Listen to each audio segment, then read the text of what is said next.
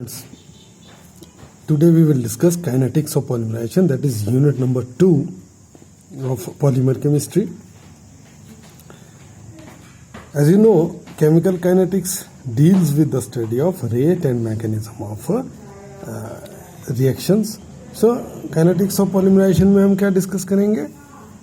Rate of polymerisation reaction and mechanism तो हमने पहले भी डिस्कस कर लिया. मैकेनिज्म भी रेट काइनेटिक स्टडी से ही निकलते हैं. तो काइनेटिक मैथमेटिकल एक्सप्रेशन है रेट, जैसे आपने पहले भी काइनेटिक्स में पढ़ी हुई है. अब ब्लैक बोर्ड पे इसको ज़्यादा मज़ा आना था, लेकिन आपको सलाह है कि आप जो है वो साथ साथ में इसको लिखते रहें, क्योंकि इसमें इक्वेशन नंबर 1 से इक्वेशन नंबर 10 बीच में कोई भी इक्वेशन आ जाती है, कोरिलेट करनी होती है आगे से पीछे, तो उस हिसाब से आपने इसको अगर आप लिखते रहेंगे तो ज़्यादा ठीक रहेगा. पहली जो आपकी काइनेटिक्स पढ़ेंगे हम एडिशन पॉलीमराइजेशन रिएक्शन की. अब एडिशन पॉलीमराइजेशन रिएक्शन जो फ्री रेडिकल भी हो सकता है, कैटायनिक भी हो सकता है, एनायनिक भी हो सकता है. आज हम free radical addition polymerisation discuss करेंगे. तो जब हमने इसका मैकेनिज्म लास्ट चैप्टर में पढ़ा था तो उसमें 4 स्टेप्स पढ़े थे हमने. पहला स्टेप है जनरेशन ऑफ फ्री रेडिकल्स, दूसरा है चेन इनिशिएशन. पहले में इनिशिएटर का मॉलिक्यूल टूट के रेडिकल्स बनाता है. चेन इनिशिएशन में जो रेडिकल बना वो मोनोमर के ऊपर अटैक करके एक्टिवेटेड मोनोमर बनाता है, चेन इनिशिएट हो जाती है. चेन प्रोपेगेशन या इलोंगेशन में वो एक्टिवेटेड मोनोमर दूसरे मोनोमर के ऊपर अटैक करता है, उसके साथ जुड़ जाता है, उसको एक्टिवेट कर देता है. इस तरह से लंबी लंबी चेन बनती रहती है और लास्ट में जाके चेन टर्मिनेशन होती है. 2 ग्रोइंग चेन्स आपस में जुड़ जाएंगी. कम्बिनेशन से हो सकती है, डिस्प्रोपोर्शनेशन से हो सकती है, अलग अलग तरीके हैं इसके. तो ये 4 स्टेप्स हैं. तो हम पहला स्टेप शुरू करेंगे रेडिकल जनरेशन का. इसमें इनिशिएटर का मॉलिक्यूल है, रेट कांस्टेंट KI. एक मॉलिक्यूल से 2 रेडिकल बनेंगे. I is the initiator, R is the radical, KI is the rate constant.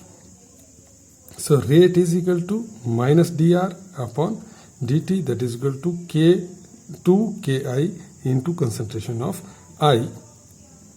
2 क्यों लगा? क्योंकि यहाँ पे 2 है, एक इनिशिएटर से 2 बने तो डबल हो गया, 2 हुआ. ठीक है. रेडिकल्स प्रोड्यूस्ड, जो भी रेडिकल बने हैं, they initiate the chain as soon as they are formed. However some of the radical may undergo recombination to form I again. Back भी कर सकते हैं, 2 जुड़ के वापस भी जा सकते हैं. कुछ एक तो मैक्सिमम तो वैसे अटैक करेंगे मोनोमर के ऊपर, लेकिन अगर मोनोमर मिला ही नहीं तो दूसरा रेडिकल मिल गया तो उसके साथ, because free radicals are very highly reactive species, उसको रिएक्शन करना ही करना है. अगर दूसरा रेडिकल मिल गया तो जुड़ के फिर से इनिशिएटर बना देंगे. So this equation should be modified as rate of initiation is equal to dr radical concentration upon dt, that is equal to 2 उतना ही रह गया, F लग गया extra. F is the initiator efficiency. कितना फ्रैक्शन जो है वो उसने मोनोमर को अटैक किया, कितना फ्रैक्शन जो है वो वापस इनिशिएटर बना गया, तो वो F लग गया इधर. अगर 100% इनिशिएटर जो बना, रेडिकल्स जो बने वो मोनोमर पे अटैक कर गया, तो F will be equal to 1. Okay, KI into I. KI is the rate constant of initiation reaction. Let this equation be equal to 2. So 2 equations आपने देख ली. थर्ड, अब इनिशिएशन होगी रेडिकल जनरेशन के बाद. रेडिकल जो जनरेट हुआ उसने monomer के ऊपर अटैक किया. ठीक है, वो क्या हो गया? RM, एक्टिवेटेड मोनोमर बन गया. अब इसकी रेट जो लिखी जाएगी, K2 मान लिया मैंने कांस्टेंट इसको, that is DM, rate of disappearance of monomer, minus DM upon dt is equal to K2 constant लिया है, R इंटू M, ये रिएक्टेंट्स हैं. इसी तरह से रेट लिखी जाती है, concentration of radical into concentration of monomer. Let this be equation number 3. Okay. फिर इनिशिएशन के बाद प्रोपोगेशन आएगी, rate of disappearance monomer is equal to rate of propagation. अब मोनोमर डिसअपीयर हो रहे हैं तो चेन में जुड़ रहे हैं जाके। अब रेट ऑफ डिसअपीयरेंस हमने ऊपर ही निकाल ली मोनोमर की इनिशिएशन स्टेप में, that is K2 into R in concentration of R into concentration of M. वही जो हो जाएगी वो rate of disappearance of monomer है, वही रेट ऑफ प्रोपोगेशन है, बराबर है। So RP is equal to nothing that is minus dm upon dt that is equal to K2 की जगह मैं क्या लगा रहा हूं अब Kp, क्योंकि रेट ऑफ प्रोपोगेशन बाकी सेम चीज रहेगी K R into M. So rate of propagation आ गई। और लास्ट में चौथा स्टेप है टर्मिनेशन स्टेप। सिंपलेस्ट लेते हैं कि हम दो चेन आपस में, ग्रोइंग चेन आपस में जुड़ रही हैं, डिसप्रोपोर्शनेशन नहीं ले रहे हैं हम, दो ग्रोइंग चेन रेडिकल आपस में जुड़ गए, तो rate of termination is equal to 2 into KT। KT is the termination constant, rate constant, R square. Factor 2 is taken because two chains are terminated in combination reaction. अब I steady state approximation. Steady state hypothesis एक hypothesis है जो ये कहती है कि जब कोई रिएक्शन शुरू होता है तो शुरू में तो रिएक्टेंट्स फटाफट प्रोडक्ट में चेंज होते रहते हैं, लेकिन थोड़े टाइम के बाद ऐसा लगता है कि रिएक्शन जो है वो रुक गया है। हालांकि वो रुका नहीं होता रिएक्शन, उस टाइम पे सिंपल अगर रिएक्शन है तो rate of forward reaction becomes equal to rate of backward reaction. मतलब आपको ऐसा लगता है, तो यहाँ पे स्टेडी स्टेट का मतलब कि कोई कंसंट्रेशन चेंज नहीं हो रही है, तो वो तभी हो सकता है इस पर्टिकुलर रिएक्शन में जब rate of initiation is equal to rate of termination. जितनी चेंज स्टार्ट हो रही हैं एट द सेम टाइम उतनी चेंज क्या हो रही है, टर्मिनेट। तब आपको लगेगा कि स्टेडी स्टेट आ गई। अब ना वो नहीं हो रहा है, कोई चेंज नहीं हो रहा है रिएक्शन में हो रहा है, लेकिन रिएक्शन हो रहा है क्योंकि rate of initiation is equal to rate of termination. तो applying steady state approximation, rate of initiation is equal to rate of termination. अब रेट ऑफ इनिशिएशन RI, अब पिछले इक्वेशन में देखना है हमने क्या था, that is equal to 2 into rate of initiation देखा, 2 into F KI into concentration of initiator I is equal to, ये हमने अभी लिखा RT, ये है अभी लिखा हुआ इधर ऊपर, that is equal to 2KT R square, where R is a growing chain. ठीक है, अब यहां से हमने R की वैल्यू निकालनी, R डैश इसकी फ्री रेडिकल की कंसंट्रेशन की वैल्यू निकाली, वो क्या हो जाएगा 2 तो कट गए, दोनों कॉमन है, तो ये क्या रह जाएगा F KI into I divided by KT raised power half, ये स्क्वायर था तो यहाँ हाफ हो जाएगा। ठीक है, ये निकल गई और ये वैल्यू इक्वेशन नंबर 6, ये जरूरी है, अगली इक्वेशन में पुट होगी। अब रेट ऑफ प्रोपोगेशन निकालेंगे हम। Rate of propagation is equal to concentration of R into concentration of M। यही तो निकाली थी हमने रेट ऑफ प्रोपोगेशन, ये है इधर, rate of propagation is equal to Kp into R into M। So वही हमने लिख दिया, R is the concentration of free radical, M is the concentration of monomer. अभी R की वैल्यू हमने क्वेश्चन नंबर 6 में पीछे देखी, इसकी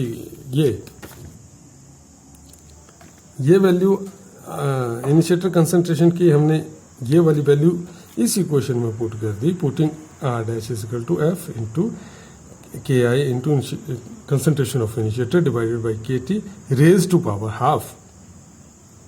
तो ये यहाँ पे पुट कर दिया तो क्या बन जाएगा, RP is equal to KP into F KI into concentration of I upon KT raise to power half into M। Simple है। Assuming F is equal to 1, F को 1 मान लिया, we get RP is equal to KP into KI upon KT initiator raise to power half concentration of monomer. So RP is equal to KP, इसी को इस तरह से लिखा जा सकता है KI upon KT raise to power half, M into I बाहर ले गए I raise to power half. इस पूरे को एक नया कांस्टेंट मान लिया K dash, so RP is equal to K dash into M into concentration of initiator raised power half. ये तो सिंप्लीफाई करने के लिए रेट ऑफ प्रोपगेशन निकालिए, अदरवाइज यही इसकी असली इक्वेशन यही है। सिंप्लीफाई करने के लिए यहां तक पहुंचे।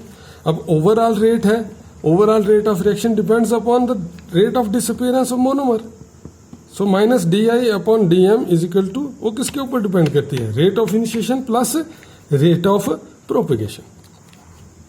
उसमें मोनोमर कंज्यूम हो रहा है, बाकी तो कहीं नहीं हो रहा है। प्रोपगेशन स्टेप में हो रहा है और इनिशिएशन स्टेप में हो रहा है। लेकिन इनिशिएशन स्टेप में तो एक जितनी चेन शुरू हुई उतने ही मोनोमर के मॉलिक्यूल स्टार्ट होंगे, बाकी मोनोमर्स जो हैं मॉलिक्यूल वो प्रोपगेशन में कंज्यूम होंगे। सो इनिशिएशन के टाइम अगर मान लो एक ही चेन इनिशिएट हुई है तो एक ही मोनोमर का मॉलिक्यूल होगा, वो प्रोपगेट करेगी, उसमें लाखों मॉलिक्यूल भी जुड़ सकते हैं। तो इस वजह से जो आर आई है वो बहुत कम है आरपी के मुकाबले में, मोनोमर के कंजप्शन के मुकाबले में। So rate of initiation R I may be ignored over here, it is negligible in comparison to RP. So overall rate क्या बन जाएगी आपकी, disappearance of monomer, that is minus D M upon D T is equal to RP. Minus sign क्यों लगा, क्योंकि concentration fall कर रही है, इसलिए रिएक्टेंट की टर्म में माइनस लगता है। सो आरपी हो गया। So overall rate R O is equal to RP. So R O RP लिख दिया, के पी वहां से पीछे से उठाया, F into K I upon K T raised to power half, monomer concentration into initiator के concentration raised to power half. Okay, let this be question number 9। So this is the overall rate, ये आपने लिखनी है। अगर आपको kinetics पूछी जाए कि write down the kinetics of what, free radical addition reaction, तो आपने यही खत्म कर देना है। डिग्री ऑफ पॉलीमराइजेशन भी पूछी हुई है साथ में, जाई एन या डीपी भी लिख सकते हैं इसको, तो वो होती है rate of polymerization upon rate of termination. ठीक है, सो जाई n can be written as rate of polymerization rate of propagation upon rate of termination. अब एक इक्वेशन हमने अभी पढ़ी, rate of termination is equal to rate of initiation, steady state hypothesis बोलती है। So this can be written as RP upon K R I, rate of propagation upon rate of initiation, that is equal to this. ठीक है, इसको note कर लेना ढंग से, आपकी किताब में कंफ्यूजन है। वो लिखता केटी है, फिर यहाँ पुट कुछ नहीं कर रहा है, मैंने सॉल्व किया है, वो सीधा इसी को लिख रहा है फिर आगे, ये कहाँ से आया। इसलिए मैं, क्योंकि R T is equal to R I, so instead of R T I can write R I. अब जब आरपी देखेंगे आप, ये तो लिखा हुआ है ऊपर, केपी इंटू